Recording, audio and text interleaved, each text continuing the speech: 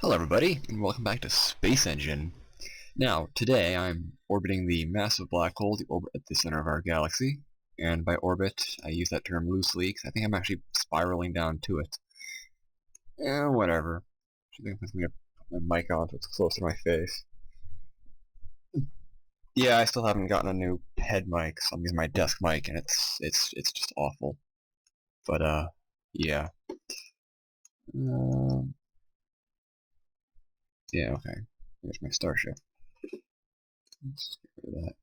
Alright. I think I'm heading in that direction. Yeah, that direction.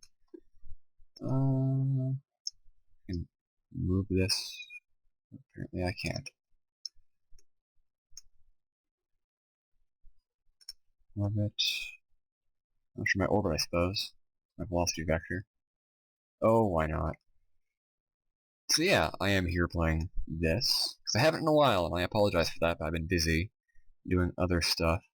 I like how even the vector, like the vector lines get distorted as they intersect the black hole.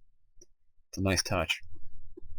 On the topic of black holes, I actually recently watched Interstellar, finally, because I wanted to, and I've been looking forward to it for about a year now, and I finally got around to it. I really liked it, actually. It was actually really good.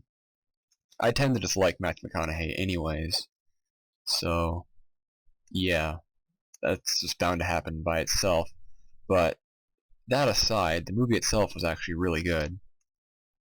Like, it had a couple, stretches of the imagination in terms of science, but they had Dr. Kip Thorne was a big part of it, and he made sure things were, as accurate as they possibly could be when dealing with things that we know very little about.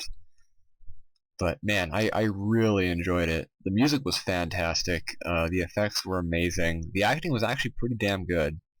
And as everyone else has stated, the robots were like the best written characters. It's just they are. They're just likable.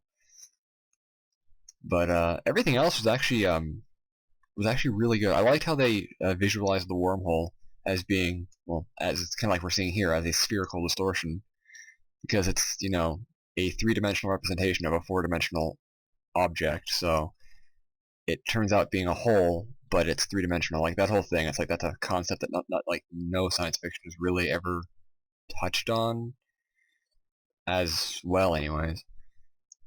And the black hole again, it was rendered very well too. It actually looked like a black hole and not like some magical spinny vortex wormhole thing from Star Trek. Which I like Star Trek, the TV show and whatnot, and the 10 movies. I'm really coming in fast. And again, I am accelerating towards a large gravitational mass, so that's to be expected. I wonder if I can like hyperdrive my way out of here.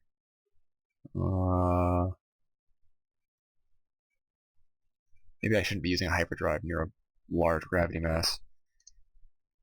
In before the universe explodes and I die. So yeah, I don't want to spoil anything about the movie, just because if anyone hasn't watched it, so I'll try to keep spoilers to a minimum. But everything else about it was actually like it was just really well done. It was very much a modern day 2001: A Space Odyssey-esque movie, which I also like 2001. I like it a lot. The book was better, but that's because you can't fit an entire book or the entirety of the book into the movie, so I can forgive him for that. I wonder if, well, I'm getting really pretty damn close to the black hole. I don't want to turn my engines off. I'm not even like in orbit. I'm like coming like straight down at this point. I wonder if I can turn a little bit. Nope. Well, let's go to 10 times time scale, and we'll go from there. Uh, Actually, even the scene of them traversing the wormhole was also very well done, because it wasn't all like fanciful effects. Well, it was fanciful effects, but they tried to make it look as accurate as you could possibly do it using what limited knowledge we know. Where instead of it being like some weird tunnel of mystical magic and awesomeness, it's more of just it looks like a really distorted view of space, because you're basically traversing a higher dimension through the physical dimension of space. Or through, yeah. And in doing so, everything would look really weird. When I think about higher dimensions, it's pretty screwed up because we can only really conceptualize 3 of them. I guess 4 if you count time. If you can conceptualize time as a non-physical dimension, as a temporal dimension. But if you try to visualize time as a physical dimension, it becomes really strange. And then we get to like the 5th dimension and the 6th dimension, like dimensional planes. It gets even more strange. Because if you were like if you could exist in a 5th dimensional plane, then to you time would be a physical body that you could walk through. Like you could walk through time as you currently walk through a room. It would be really weird. Like it would just be really, really, really strange. Because everything that did happen and what's going to happen would be available for you to look at and walk through and move through. So all of time would be happening all at the same time, and you have visual access to all, and I guess physical access too, of all moments in time at the same time while they're happening continuously. And then your mind melts because it's something that our brains are not programmed to really get.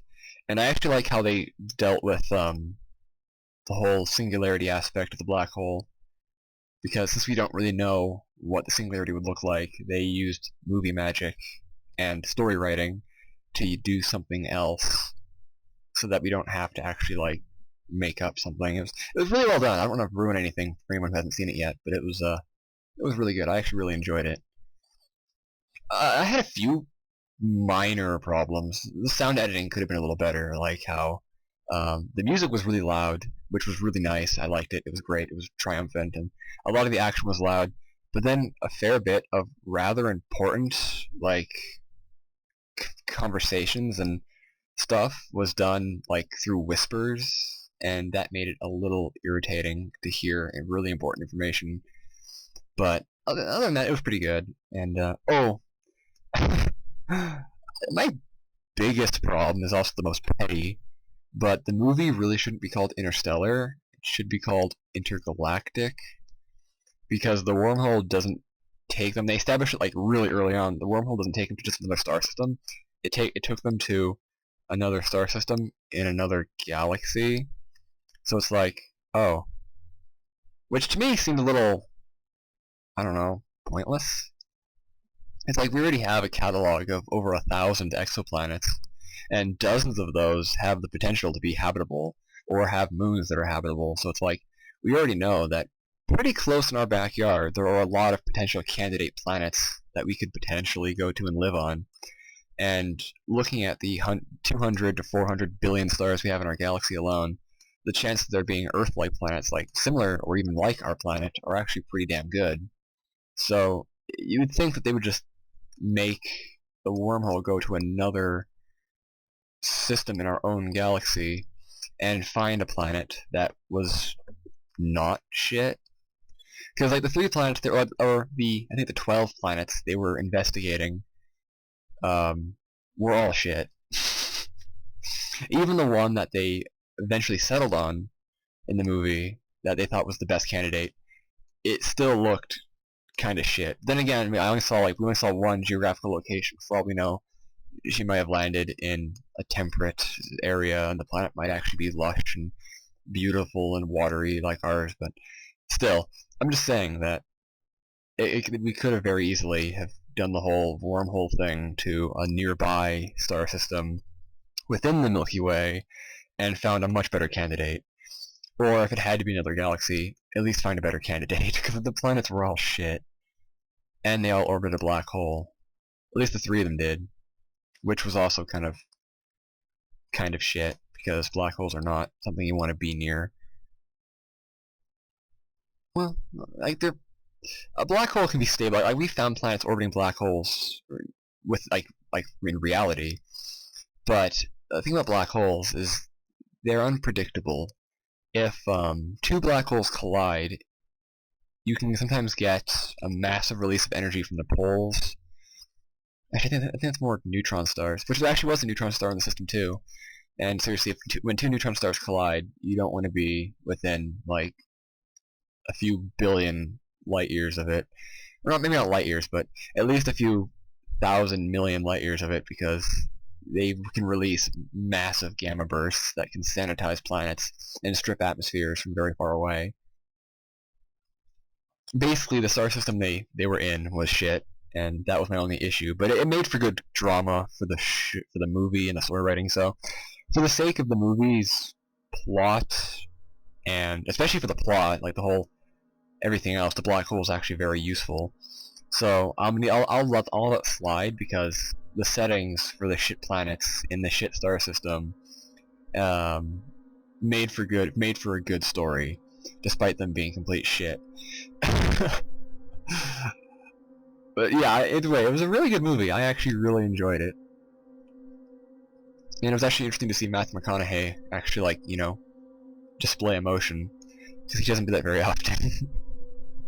Because he was actually in my favorite movie, Contact, which was based on a book by Carl Sagan. Had Jodie Foster, Matthew McConaughey. James Woods was also in it, and he played he played the usual evil guy, as he does in all of his movies. I like James Woods too, but that's actually a really good movie. But Matthew McConaughey, he didn't show too much in the way. He didn't show too much emotion, because Matthew McConaughey plays Matthew McConaughey. It's like when he's in a movie, they don't like they don't cast him because he can become a character. They cast him because they have a character who they need Matthew McConaughey to play Matthew McConaughey as Matthew McConaughey with a different name. Like he's really good at playing a singular personality, but not much else beyond that, which is fine. Like he's good for what he does. But yeah, again, it was interesting in Interstellar because he actually showed a fair bit of emotion in quite a few places, and he played the part really well, and I thought it was pretty decent. Let's see, the ship looks like it's close. That black hole's getting mighty close. Maybe I should like opt in the Interstellar music in the background while I'm doing this, especially when I get close to the black hole, just for added effect and drama. I might do that, we'll see. Explorer 1. It looks basically like just a giant fusion reactor with Alcubierre drive rings, or a drive ring. I don't know. How's my ship still going? No, I'm still going. Wonder, can I turn off the thrusters? And what does that look like? Whatever, turn them back on. I need to give some thrust to make sure I'm not colliding into the black hole at an ungodly thing.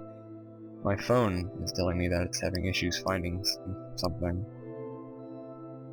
Oh, okay, there we go, found it. So yeah, I really liked it. I really liked the premise. I loved the music. I liked the characters. I really enjoyed the. I especially liked the actual production value. There's one thing that Christopher Nolan is good at, that not too many directors, especially big budget directors, do nowadays, is that Christopher Nolan likes using practical effects and practical sets. It's like, you watch the Star Wars prequels, or Avatar, or other movies like that, and you can tell that the majority of the time, the actors are walking through a large blue screen or green screen environment with some set pieces that are basic shapes that are also green, and they're basically just they're basically into a CG world, and they have no interaction with the actual set, which it works, I suppose, but it also takes away from actor interactions, I guess you could call it. But it's like with Interstellar, it took longer, but they made, Christopher Nolan made absolutely clear that he wanted all the sets and environments to be real. And by real, I mean just physically real. They didn't actually go to space. You know, it wasn't like Interstellar filmed on location. But no, it was all the ships, like all the interior ship shots. They had all the modules for the ships made full size, and they were inside them, so that they actually were interacting with a spaceship. All the landing shots and all that stuff, like from the inside anyways, they actually had the full-sized ship models on gimbals and stuff, so that the actors were inside these ships and they were actually being shaken around and spun around and moved around as needed in the production. And they even actually used a projection of the space environment onto a screen out front of the windows on the spacecraft, so that the actors weren't just looking out the windows onto a blue screen like a lot of science fiction does. They were actually looking out of their windows onto an actual spacescape that was interacting with the ship's movements. And this made it so for the cameras filming them, it didn't look like the space was superimposed later. It looks like the space was actually outside the window, and it gave an extra dimension of physicality to the production. And all the sets, like the scenes on the planets, whatever, again, they weren't filmed on location in yonder galaxy, but they were filmed in actual geographic locations that looked like that. Like, they weren't sound stages. When they're on the water planet, they're actually wading through waist-deep water. I forget where. When they're walking on the ice planet, they're actually on a glacier.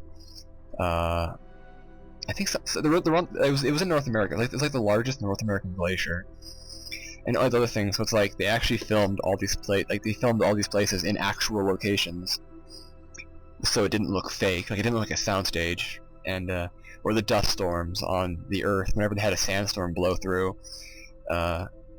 John Lithgow, he actually plays he's a character in there, which I think is hilarious. I love John Lithgow, but he made some comment where it's like, it's like, yeah, it's like we need a sandstorm for the scene. Oh, we can just CGI it in. No, we're actually going to make an actual sandstorm. And there was some behind the scenes stuff. You see them, they actually had massive fans, and they were like literally sandblasting the actors with crap tons of sand and dust to make these sandstorm effects. And it's like, I don't know, I really respect practical effects. That's one thing the Alien movies really did for me, was they were all practical sets, practical effects. And also because Ridley Scott's amazing, he never really explained to the actors what was going on through most of it. It's like they knew something was going to happen, but they didn't know what. Especially during the famous chestburster scene in the first Alien movie, the actors knew something bad was going to happen, but no one, aside from the guy who died, knew exactly what was going to happen. So all the reactions of terror and all that stuff during that scene are all real because they did not expect it to happen. And actually, right after shooting that scene, one of the actors, one of the girls who was there, not Sigourney Weaver, the other one, but she actually had to go and throw up afterwards because it was such a shock to her. She wasn't expecting it. And or when they're looking for the facehugger in the infirmary, and it falls on Sigourney Weaver's shoulder. That was also they didn't really know that was going to happen, so she freaked out. And there was one scene that it was taken out, but it's on the director's cut. I have it. It's great. But the aforementioned lady, she walks in and she slaps Sigourney Weaver in the face, and then Sigourney Weaver goes to punch her right back, and everyone has to hold her back. And that also wasn't scripted. It's like Sigourney Weaver did not know that was happening, and her reaction was legit. Like, she was actually going to deck this person in the face. It's like, I'm a real big fan of directing techniques and filming techniques that incorporate a lot of a lot of realism to them, or added, wow, this is pretty screwed up, a lot of added realism to the world around there, to the environment, to the characters. It has a lot of just, it makes it more believable. And I also really liked how they incorporated the O'Neill cylinder idea in Interstellar, which an O'Neill cylinder was an idea for, originally it was like a space colony, but it also could be used as a spaceship, like a colony ship, where you have basically a massive cylinder that's a few kilometers across and hundreds of kilometers long, and you basically just line the inside of the cylinder with soil and plants and grass and water, and the cylinder just kind of rotates slowly and basically generates gravity on the inside of the cylinder, so you have this massive expanse of land on the inside of a cylinder. It's kind of like a Dyson sphere, only it's a cylinder. And these were first thought of in the 40s for an idea for an interstellar ship, where you just have like a generational ship where you have basically a contained ecosphere in a giant cylinder that can sustain humans for an indefinite period. So you can send someone or a group of colonists to I don't know, Barnard Star, and it would take them 1,000 years to get there. Well, it depends on what propulsion they're using, but let's say roughly 1,000 years. And by the time they get there, you have the descendants of the colonists are there, but then you have a well-established human thing, biodiversity, stuff like that. Now, it's getting close to 20 minutes. I'm gonna have to speed this up so I can collide with yonder black hole. I think I bumped into it and I'm floating away. Oh, I am. Let's shut off engines. So I want to see what happens. I want to see if I can actually fall back down to the black hole. Or if I'm just going to keep spiraling away from it. Oh, I think it's... I don't know if I bumped into it or not. Oh, wait. Wait. Oh, there we go. Now I'm coming back. Oh, so I am like in orbit around it. I just come in really, really close. Oh, this is spooky. Oh, this is spooky. Okay.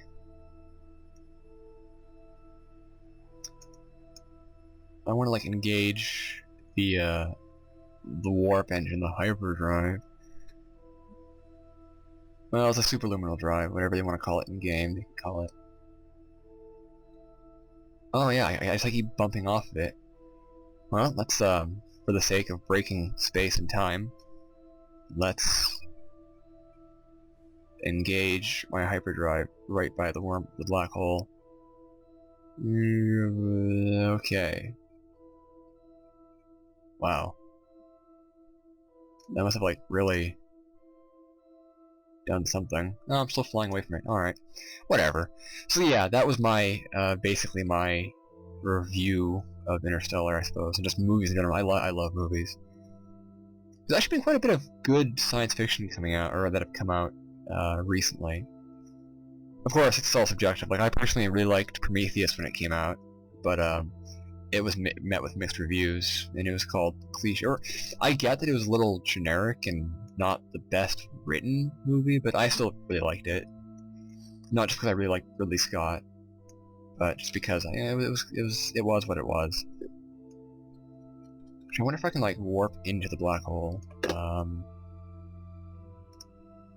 let's do this so that I'm facing the center of mass. I'm gonna see if I can just warp right into the black hole.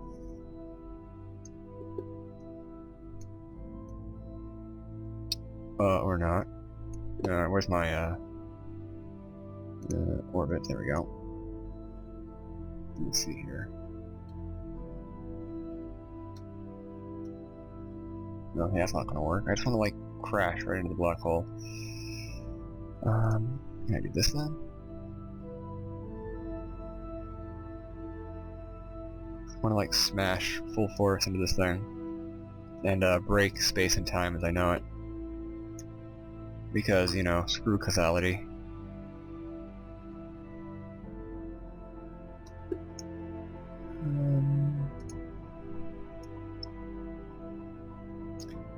Oh, that's getting at it. That's much better. Oh, only would stop there, but it keeps going.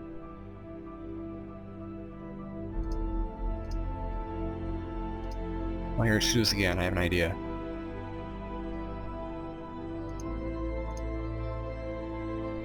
Let me see if I can, like, spin around and somehow turn off the radial when I'm facing the black hole. Or not. Whatever, let's just do this. And then I'm gonna go warp right when I... Actually, wait, I know what I can do. Oh, I have it all figured out. I'm gonna engage the warp engine when I'm facing it, after I spin around the other side. And see if I can just plow right into it and cause issues. Alright, here we go.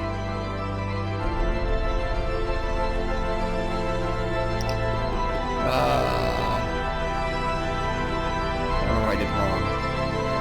I did something. Oh, it's still right there. Well, let's just do this then. Oh, that's quite the effects.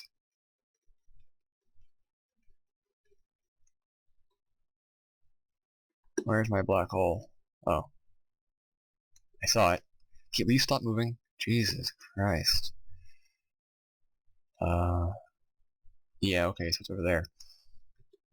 So let's go?